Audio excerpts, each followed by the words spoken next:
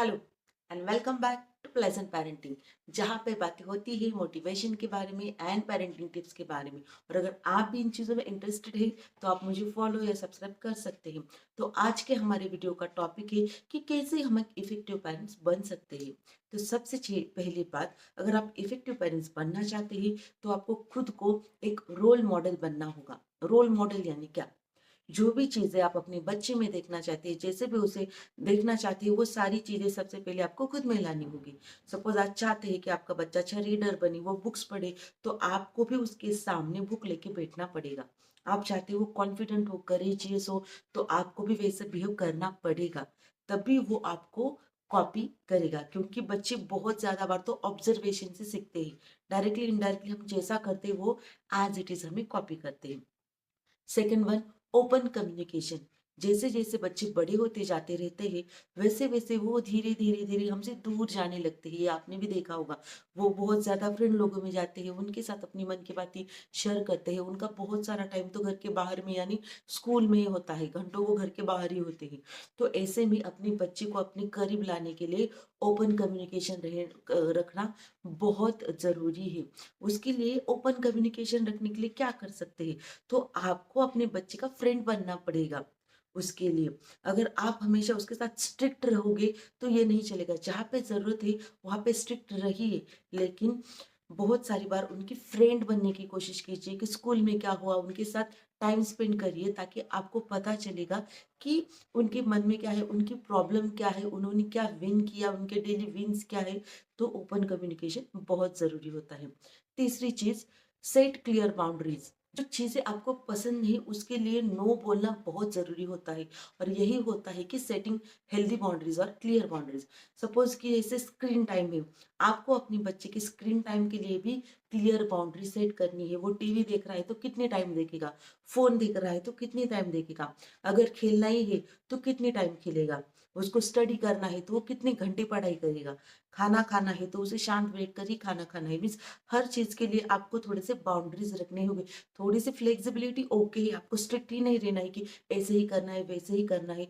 क्योंकि हमारे भी मूड स्विंग्स होते हैं, हमारे भी इमोशंस होते हैं। हर बार हम खुद भी वो चीजें, अगर कुछ भी हमने तय किया है तो हम खुद भी नहीं करते कभी कभी वो सारी चीजें फॉलो। इसलिए हमें बच्चों पर भी बहुत ज्यादा वो चीजें बम्बार्डिंग नहीं करनी। अगर ये ऐसा बोला है तो ऐसा ही करनी चाहिए। कभी कभी 5-10 मिनट इधर उधर हो सकते हैं, लेकिन उससे ज्यादा नहीं। तो ये होता है setting clear boundaries. Then next one is create safe and living environment. Now, बच्चे जो होते हैं वो बहुत स्पॉन्टेनियस होते हैं, बहुत फ्री रहना चाहते हैं। उन्हें अगर कोई बहुत ज्यादा रेस्ट्रिक्शन में रखे तो उन्हें अच्छा नहीं लगता। जैसे हमें भी अगर बहुत सारी बार बहुत सारे रेस्ट्रिक्शन कोई लगा रहा है, ऐसा मत करो वैसा मत करो ये मत करो यहाँ मत जाओ वहां मत जाओ, तो हमें भी अच्छा नहीं लगता। इन जनरल ह्यूमन बीइंग का ही वो एक, हम कह सकते हैं कि फीचर है कि हमें फ्री रहना अच्छा लगता है। हमें किसी के प्रेशर के अंडर रहना अच्छा नहीं लगता। वही सेम हमारे बच्चों पे अप्लाई होता है। जितना हो सके उन्हें फ्री रखिए और लविंग एंड सेफ एटमोसफेयर, उन्हें सेफ फील होना चाहिए। बहुत सारे घरों में तो बहुत ज्यादा स्ट्रिक्ट एटमोसफेयर रहता है, उन्हें पीटा जाता है, मारा जाता है। तो ये चीज बहुत गलत है। उससे आपके बच्चे तो आपसे दूर हो ही जाएंगे, वो कभी आपके साथ इमोशनली कनेक्ट नहीं हो पाएंगे। सेक्सुअल हरेसमेंट, वो जो लोग होते हैं, मैंने ऐसे सुना है कि यूएसए में एक किड्स प्रेडेटर था, यानी वो पर्सन जो बच्चों की सेक्सुअल हैरेसमेंट करता है। उससे पूछा गया कि तुम किस टाइप, तुम्हें कैसे पता चला कि इस बच्चे को तुम्हें चूज करना है?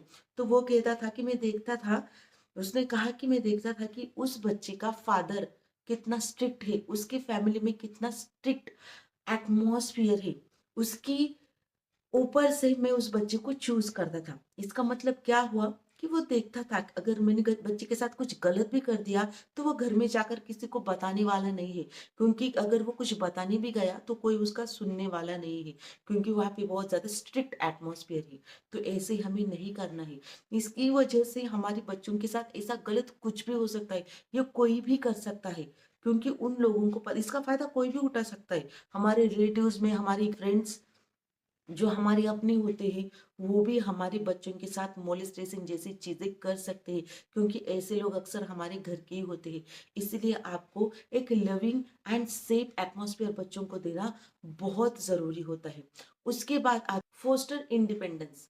बहुत सारी बार हम बहुत ज़्यादा ओवर प्रोटेक्टिव हो जाते हैं। अगर कुछ एक्टिविटीज़ हो, कुछ करना भी हो, तो हम खुद वहाँ पे जाके कुछ करते हैं। अब आपने वो तो स्टोरी सुनी होगी कि एक बच्चा रहता है, वो देख रहा होता है कि वो जो तितली है वो उसकी कोकोन थी। तो उसने देखा कि उसे बहुत तकलीफ हो रही है, इसलिए उसने सोचा कि चलो उसकी मदद कर देते हैं। और जब वो मदद करने के लिए जाता है और जब वो उसे काटता है और जब वो बाहर आती है, तो वो देखता है कि उसने उसका आधा शरीर पूरी तरह से कट कर दिया है। उसको अंदाज़ा नहीं हुआ कि कहाँ से कट करना चाहिए, और उसी चक्कर में उसने उसकी हाफ बॉडी पूरी तरह से कट, जैसे वो तितली कभी उड़ नहीं पाई और थोड़े ही दिनों में वो मर गई। ऐसा ही कुछ हमारे बच्चों के साथ हम करते हैं कि कुछ ज़्यादा ही प्रोटेक्टिव हो जाते हैं। हम उन्हें इंडिपेंडेंट नहीं रखना चाहते क्योंकि हमें लगता है कि वो गलतियाँ करेंगे और उन्हें लग जाएगा। तो कभी ना कभी तो उनको गिरना ही है, कभी ना कभी तो लगना ही है। हर बार, हर पल, हर वक़्त हम उनके साथ नहीं रह सकते। इसीलिए हमें छोटी-छोटी चीज़ों के साथ उनको इंडिपेंडेंट बनाना सीखना होगा। हमें बस प्रोटेक्शिल बन के उनके आस-पास रहना है। उनको हर टाइम उन्हें हेल्प नहीं करनी है हर चीज़ में। उन्हें खुद सीखने दो चीज़ें, क्योंकि तब जब तक वो खुद सीखेंगे नहीं, तब तक उनको एक्सपीरियंस होगा नहीं कि क्या कैसे होता है। क्योंकि बहुत सारी बार तो हमने चीज़ें बस सुनी होती है, लेकिन जब हम प्रैक्टिकली वो चीज़ें करते हैं तब हमें एक्चुअल उसका एक्सपीरियंस आता है, हम रियलाइज़ करते हैं। अगर मिस्टेक भी हुई तो भी हम ये समझते हैं कि हमने इस टाइम ये किया तो ऐसा-ऐसा हुआ, तो अगली बार हमें ये नहीं करना चाहिए। तो हमें सेम वैसा ही बच्चों के साथ करना है, उन्हें खुद इंडिपेंडेंट बने देना है। तो ये थी कुछ चीज़ें आपको एक इफ़ेक्टिव पेरेंट बनाने में जो आपकी मदद कर सकती है। कैसा लगा ये वीडियो? कमेंट करके ज़रूर बताएं। इसे औरों के साथ ज़रूर शेयर करें ताकि वो भी एक इफ़ेक्टिव पेरेंट बन सके। तो आज के लिए बस इतना ही। मिलती हूँ आपसे अगले वीडियो में। अगर आप मेरे चैनल पे नए हैं तो मेरे चैनल को सब्सक्राइब कर लीजिए, बेल आइकन को प्रेस कीजिए ताकि जब भी मैं ऐसे नए वीडियोज़ लाऊँ वो आप तक ज़रूर पहुँचे। Thank you.